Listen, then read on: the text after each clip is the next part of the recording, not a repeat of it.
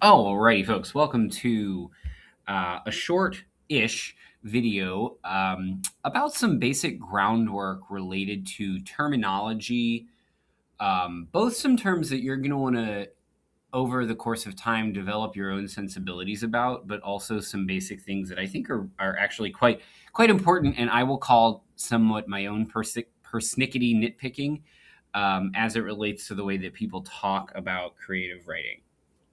So, just first, a few notes on the reading that I've invited you to do from our two books this week. As I mentioned in the sort of welcome to the course document, um, or not document, I'm sorry, video. We're going to read these books a little piecemeal, sort of out of order, and not necessarily in full.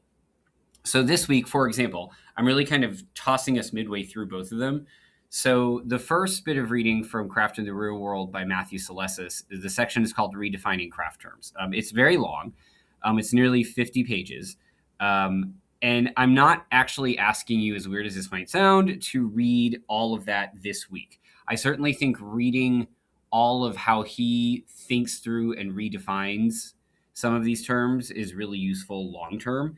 But I kind of want you to poke around in that section. I do want you to read the first bit, that page 40 to 48, where he talks through why he's redefining these terms as it relates to the lens through which they are often used and defined and thought through. Okay. And then in Felicia Rose Chavez's The Anti-Racist Writing Workshop, I've asked you to read chapter 5. It's about 17 pages, and I would like you to read the whole thing. And just a quick reminder, as I said in the sort of introductory video to these books, she talks a lot about the white lens, the concept of white supremacy, white faculty, white teachers, and I just want to reiterate, as a fellow cisgender white male creative writing teacher, I feel like I can say this, that the goal is not for any individual person to feel responsible or to take offense or whatever term you want to use to what she's saying about this kind of lens, sort of the notion of white supremacy, white perspective. It's about a systemic concern and a systemic issue. Okay. So I just want to remind people of that. But this chapter begins very much with kind of her story of sort of about 5 or 6 pages of her story of beginning as a college student and seeing the way in which she herself as a person of color was perceived by the institutions of higher ed that she was going into.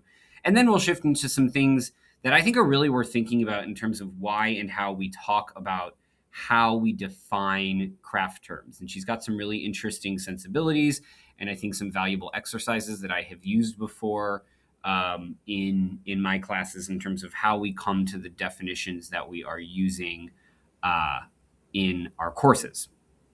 And so I actually want to say to that, this made me, rereading that before I made this presentation and video made me think about the fact that I should acknowledge that all the things that I'm going to say in this video are from my very narrow perspective, right? I like to think that I am pretty well read, that I've studied with lots of people. I read a lot of books on craft, but every writing teacher comes to their sense of knowledge about writing from a very specific lens. And so you should not take anything in this class that I say as gospel. You should take it as my gospel. And what your goal over the course of our 8 weeks and beyond should be is to figure out what is your gospel, so to speak, but also how can you be aware that it is simply yours, right? That there is not necessarily this universality to anything that we think about when we think about defining craft, defining terminology, and teaching writing. So to that, I may say that these things are pretty universal, but again, that is coming from my sensibilities of what universality is. So first of all, just a couple of pieces of major terminology that I just like to throw out to people. Some of you are going to be very well aware of these, and some of it might be new. But I just like to start with talking about when we talk about prose versus poetry. So prose is an umbrella term for anything that is fiction or nonfiction, written, generally speaking, in sentences, paragraphs, etc. Novels, autobiographies, short stories, essays, flash fiction, etc., etc. And poetry is anything that is written in verse form with line breaks, stanzas, etc. So, and then of course you've got prose poetry, which is kind of this sort of weird, not in a bad way, combination of the two. So when you are talking about writing fiction and nonfiction, that means you are a writer of prose. If you write poems, you are a writer of poetry. And then, of course, I will just add that, drama is its own kind of third thing. So drama, script writing, stage, screen, anything that's written in script format, that very particular kind of formatting, is any number of those in terms of writing drama. Drama, I think most of us probably think of writing drama as stage, but really dramatic writing is anything that is primarily through a script. So I do also have some things that I would suggest you try not to say. And again, I want to remind you that this is me thinking through my own lens, but I know many people who find these terms grating to the ear. Fiction novel.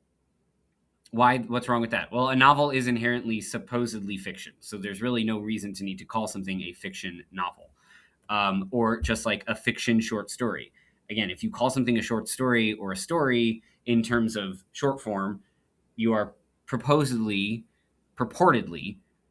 writing fiction.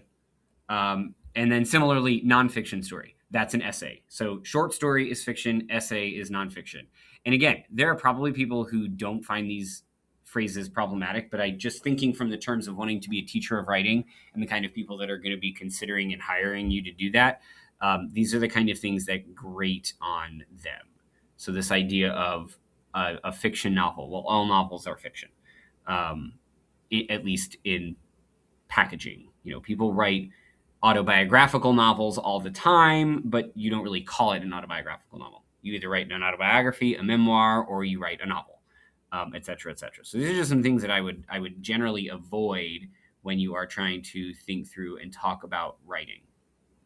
So then I just want to bring you a list of some things that are worth thinking about. And again, you're going to see some of these if you peruse Matthew Salesis's book, the section that I've assigned to you.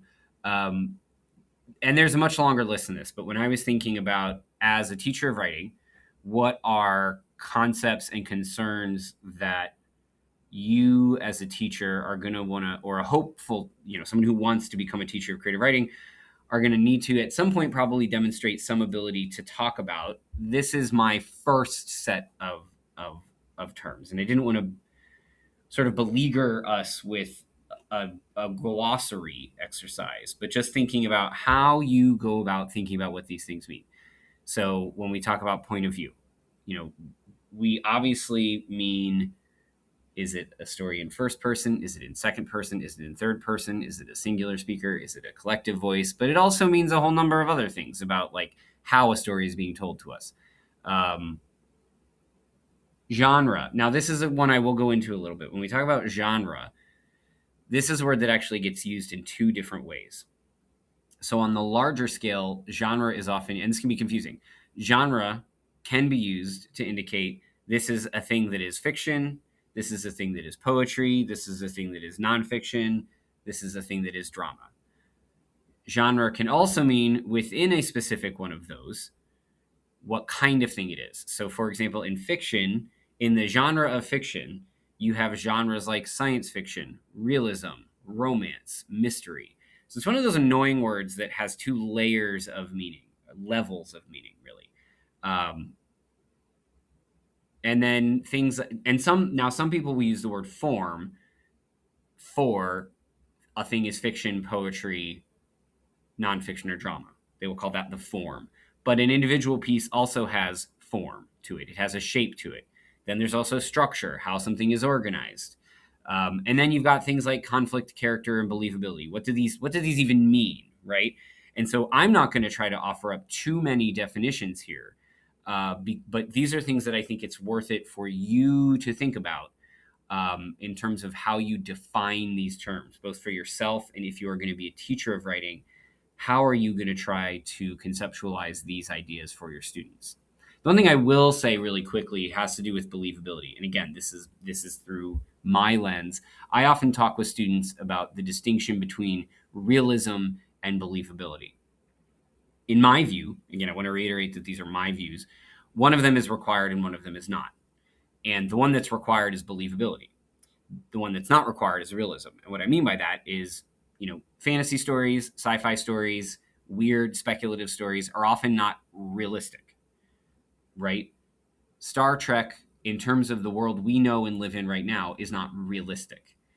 Because as far as we know, in our real world, we don't have interstellar travel. We don't have alien races interacting with human beings. So it's not real in terms of the standards of the world that we live in. But it becomes believable because the world that is promised in that story is shaped and has rules. Right? So believability means, can I as a reader believe within the confines of the world that the writer has created, which may or may not look like mine? Do I believe these things to be happening because they are consistent and follow the rules of that world? Okay, so that's what I mean when I say believability. Curious if that's what you mean when you say believability. And again, my definition is not the end all be all. Okay, so just some things that I think it's worth for you to start thinking about when we talk about defining terms and how the language we use about writing. So here's what I would like you to do. This video is affixed to a discussion board, and I'm calling it the terminology discussion. And so what I would like you to do first, are there terms that you have heard as it relates to creative writing, either on your own or from perusing Matthew Celestis's book, that you go, I don't know what that means? Or are there questions about a term that you would like answered? So pop in, and if you don't have any, that's okay. But I would like you to also, having read Felicia Rose Chavez's chapter, to think about, like, how do you want, in your hypothetical creative writing class, whatever that might be, how do you want to consider, define, and potentially rethink craft and terms related to craft? What might you do with those students to help them understand craft in a way that is meaningful for them? So I would just love to know some hypothetical idea or ideas that you might have for going about doing that. Okay? No real wrong answers here. So post that. You do not need to reply to anyone. This is just for you to post those questions and those ideas. I will be responding, but you do not need to reply to anyone in this particular board, but I would like you to post. Okay? So that's just a little basic overview, just some things to get our feet wet, kind of also to help you get kind of used to, at least in this quiet way, the books that we're going to be reading and materials from them. Okay? All right. If you got questions, let me know.